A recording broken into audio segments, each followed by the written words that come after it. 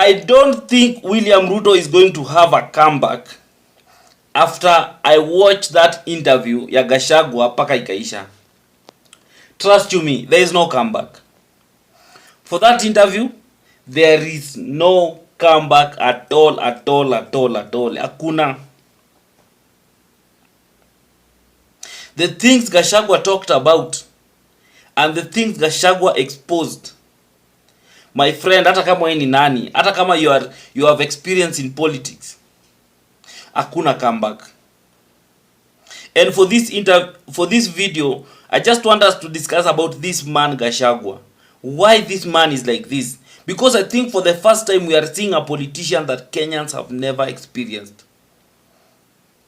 Why? Let's discuss about this man and the things that he exposed. Because in the history of Kenyan politics, we have never had a politician who is bold the way Gachagua is. But before you go into the details, if you are new to this platform and you're coming here for the first time, I'd like you to take a second to subscribe and to hit the notification bell so that anytime I post a video, you will always be the first to watch.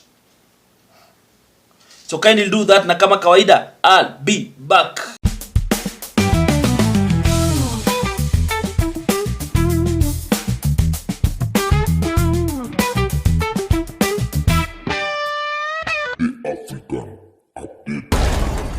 Thank you so much for everyone who has subscribed. And for the return subscribers, I really appreciate you guys. Thank you so much. You are the one who is making this channel grow. We are growing step by step. And I really appreciate that. So as I was saying, we want to see this man Gachagua. Who is this man? And why I'm saying that Kenyans have never had a politician who is this bold about everything. That this is a man who tells you anakuja anaambia vitu the way it is. And unajua the way he did it in that interview. He even comes with evidence. He's not afraid to mention the name. He's not afraid to go deep and say everything about what the president was saying and everything.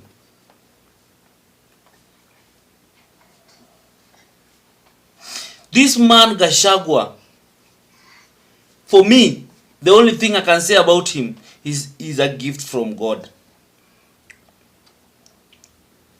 Because we've had so many opposition leaders. We have people, we have had someone like Raila who has been opposition leader for a long time. But Raila has never been this bold the way Gachagua is. He has never exposed things the way it is.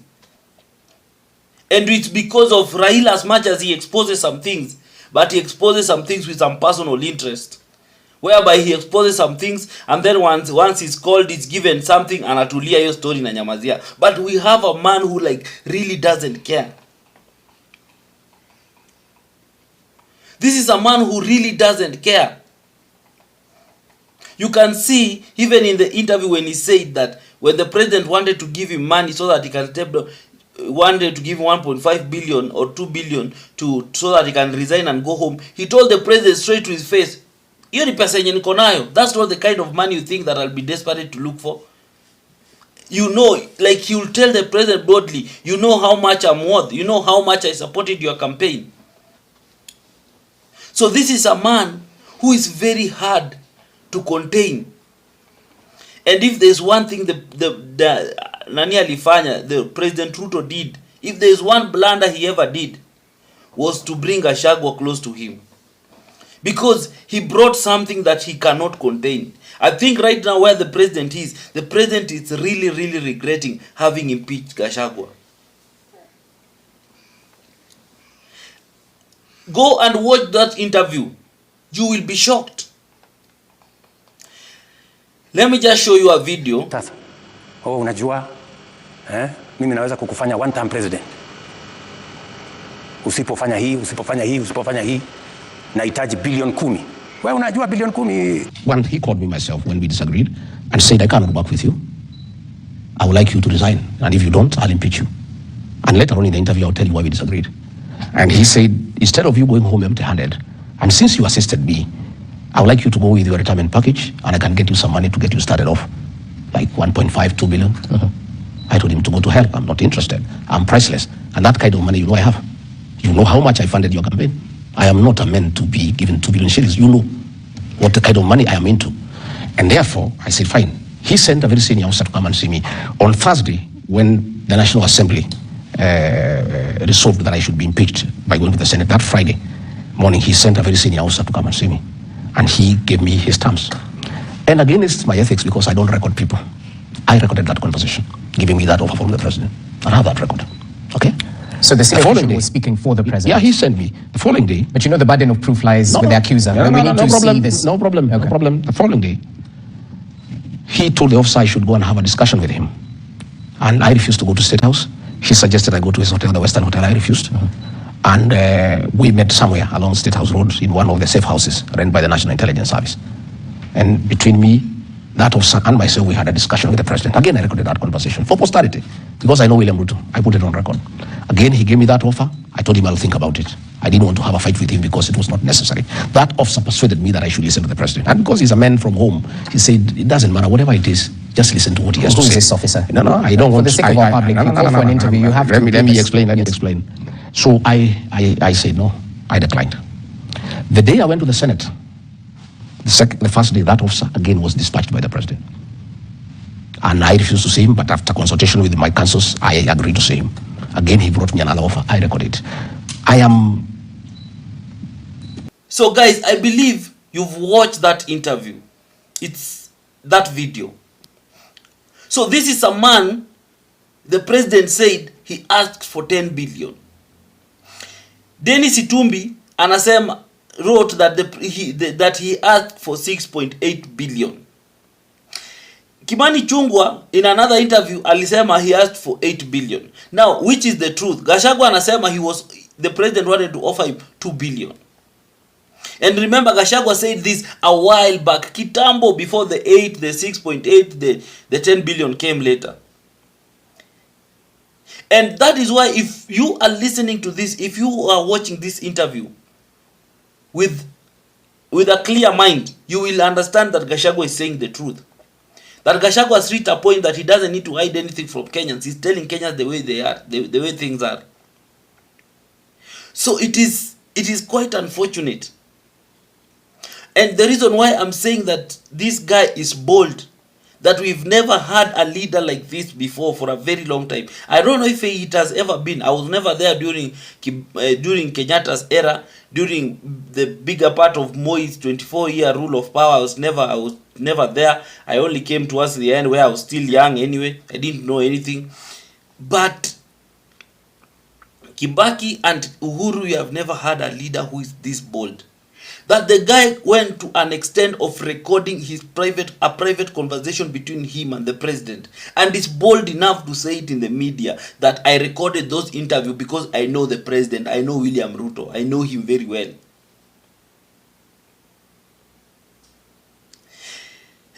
That tells you something. That tells you something about this man Gashagua.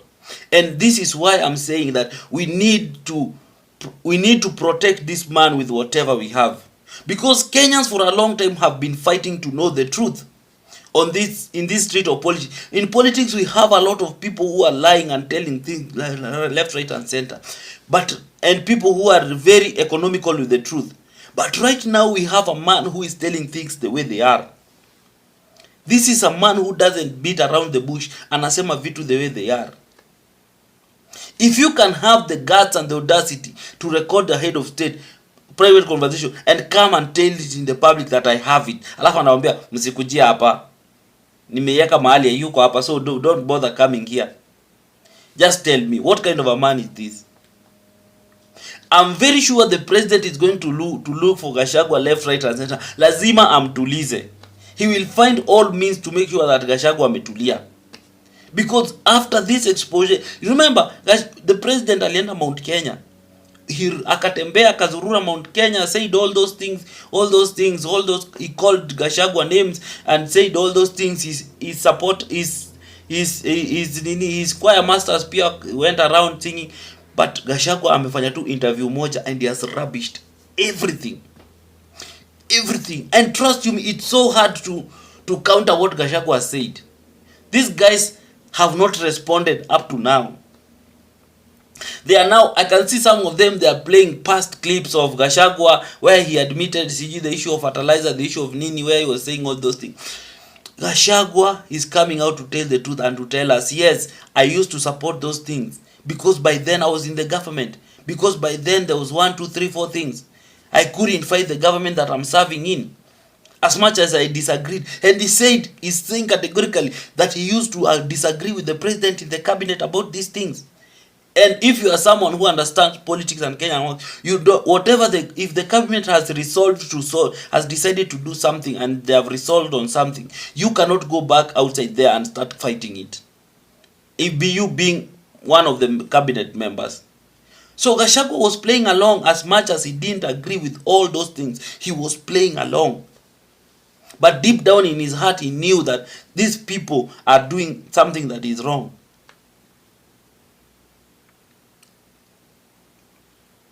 So, the disagreement between the president and Gachagua might be on interest basis. Maybe Gachagua, his interests were never taken care of, and the president felt like, I'm the president, I will have my way anyway. And one thing I've noticed through Gashagua's interview is that Gachagua kept on saying that the president used to keep on reminding people that I'm the president, I'm the head of state, I'm the head. And I remember even the president, when he was coming out, on several occasions, he has always told Kenya that I'm the president, mimi ndo nilipewa sword, mimi ndo nilipewa nini. We've not had a president like this, a president who keeps on reminding us that he's the president. Uhuru was the president, but I never saw Uhuru anywhere keep telling Kenyans that I'm the president. That mtaniona that I'm the president. Same to Kibaki. Kibaki never came out in the public to tell people that I'm the president.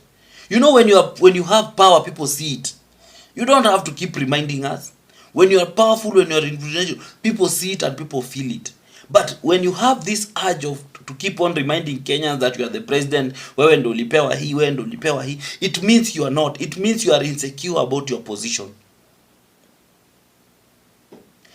So, the man Gachagua, Mimi, I want to believe, and I know many people might disagree with me, this man Gachagua, as much as he might have his own flaws, as much as a politician he might have his own flaws, but I think he's the best person. God brought Gachagua here for a good reason.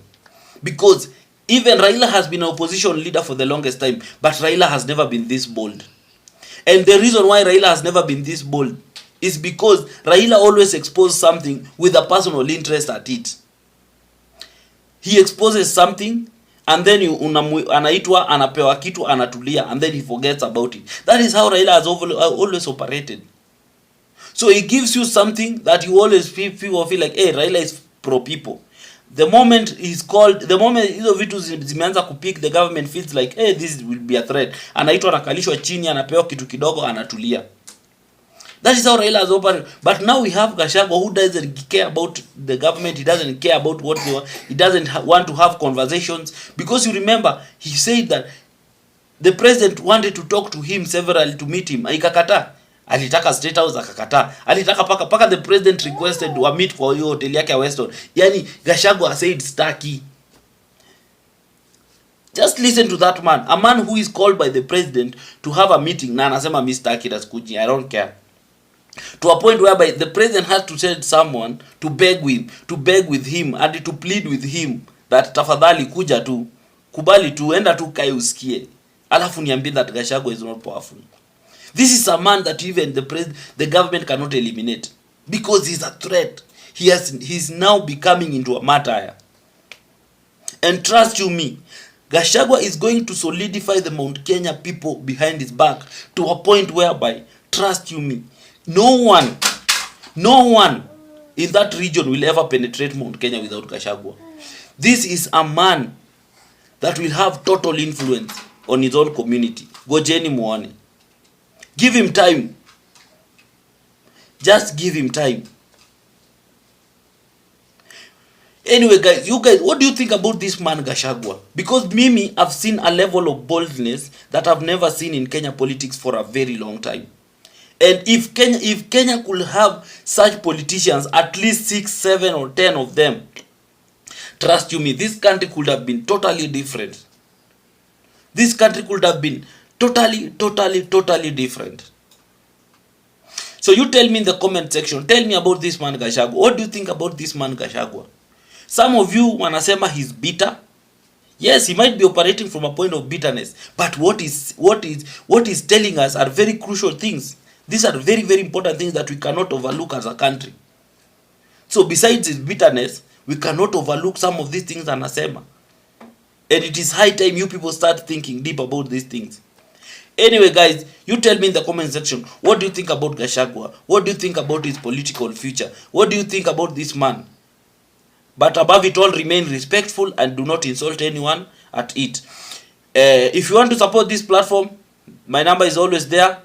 You can send something, you can support it in any way that you feel. I will really appreciate. Kindly do so. Na kama kawaida, I'll be back.